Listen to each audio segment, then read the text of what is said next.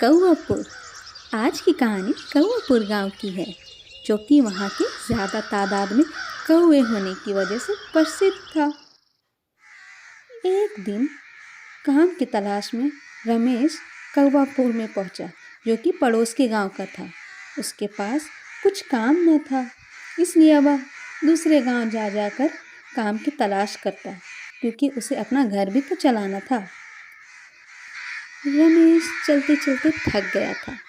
वो सोचता है कि उन्हें एक जगह बैठकर आराम कर लिया जाए।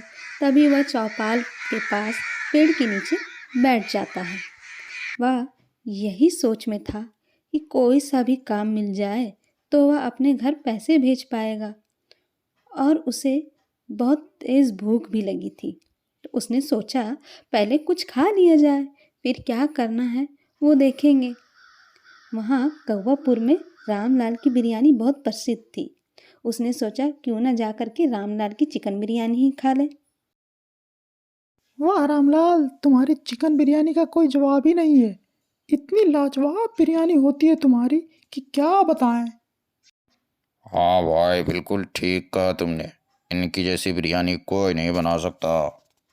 तभी वहाँ रमेश रामलाल की बिरयानी के स्टॉल के पास आता है और कहता है, भाई, बिरयानी कितने की दे रहे हो? एक प्लेट के 50 रुपये ही लगेंगे। अरे भाई, इतना महंगा, कुछ कम करो। 50 रुपये कुछ ज़्यादा नहीं है। इतनी महंगाई में तुम्हें 50 रुपये महंगा लग रहा है क्या? वैसे भी चिकन का भाव बहुत बढ़ा हुआ है, पता नहीं है? अगर लेना है तो बोलो, वरना मेरी टाइम खोटी मत करो, जाओ यहाँ से। इतना सब सुनकर रमेश बिरयानी ले लेता है और वहाँ से चला जाता है। रमेश ने कौआपुर में एक कमरा किराए पर ले लिया था। उसे जगह ठीक ठाक लगी। वह बैठकर सोचने लगा कि रामलाल की बिरयानी क्या खूब चलती है। अगर वो भी चिकन बिरयानी का ठेला लगा ले तो उसकी भी काफ़ी अच्छी कमाई हो जाएगी।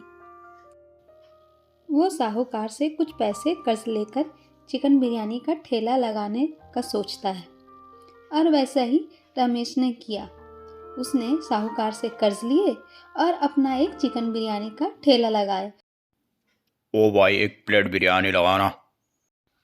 हाँ भाई, लगा रहा हूँ, ज़रा ठहरो।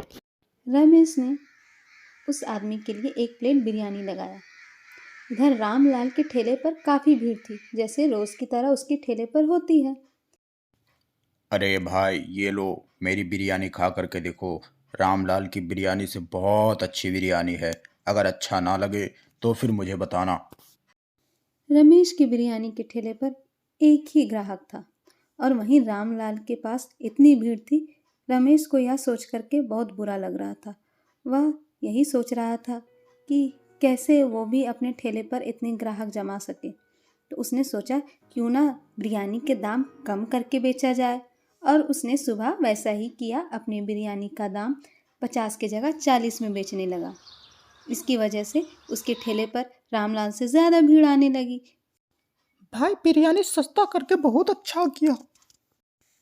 चिंता मत करो तुम लोग, जब तक मैं रहूँगा सस्ता बिरयानी खिलाऊंगा। रमेश सस्ता बिरयानी बेचने लगता है। सस्ता होने की वजह से इसके ठेले पर भीड़ आने लगती है, और उधर रामलाल की ठेले पर एक भी ग्राहक नहीं नज़र आता है।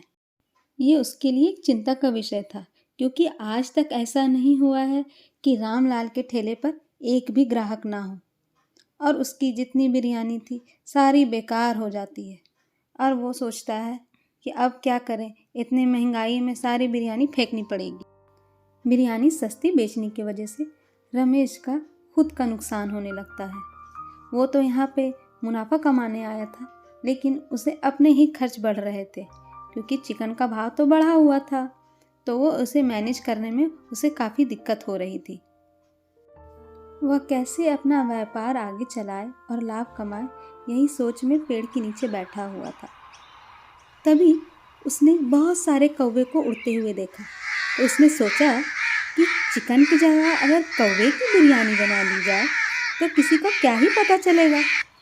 वैसे ही उसने तरकीब लगाई, और रात को बहुत सारे कौवे एक जाल में फंसा लिए, और सुबह को उसी की बिरयानी बना करके पूरे गांव में बेचने लगा, वो भी 25 रुपये प्लेट में। इतना सस्ता बिरयानी होने की वजह से पूरे गांव की भीड़ उसके ठेले पे आ गई, क्योंकि इतना सस्ता बिरयानी गांव में कोई नहीं बेच पाता था।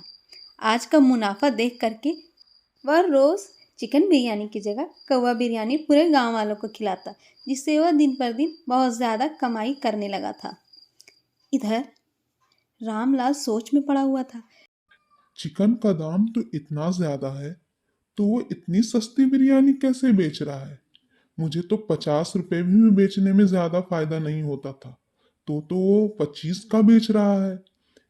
यहाँ तो कुछ गड़बड़ है, मुझे पता लगाना होगा। उसी रात को रामलाल रमेश के घर के पास पहुंचता है, ताकि वो पता कर सके कि आखिर माजरा क्या है। उसने देखा कि रमेश एक जाल लेकर के जंगल की ओर जा रहा है, और उसके पीछे पीछे रामलाल भी जाने लगता है, ताकि वो देख सके कि आखिर वो जा कहाँ रहा है।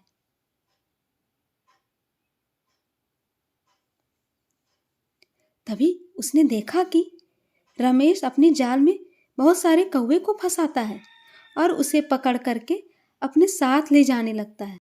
अच्छा, तो इतनी सस्ती बिरयानी बेचने के पीछे यही राज है? वो पूरे गांव वाले को कौवा बिरयानी खिला रहा है। अगली सुबह रामलाल रमेश के ठेले के पास पहुंचता है और सभी को कहता है, ओ गांव वालों, जरा रुको, तुम्हें पता भी है ये किस चीज की बिरयानी खिला रहा है? कौवा बिरयानी खिला रहा है, कौवा बिरयानी। इतने दिन से तुम्हें वो मूर्ख बना रहा था। वो चिकन बिरयानी की जगह कौवा बिरयानी खिला रहा था इतने सस्ते में। नहीं नहीं गांव वालों, ये बिल्कुल झूठ बोल रहा है, इसकी बातों पर विश्वास बिल्कुल मत करो। अच्छा, तो मैं झूठ बोल रहा हूँ? कल मैंने तुम्हारी सारी करतूत देख ली कि कैसे तुम कौवे को फंसा करके उसकी बिरयानी बनाते हो।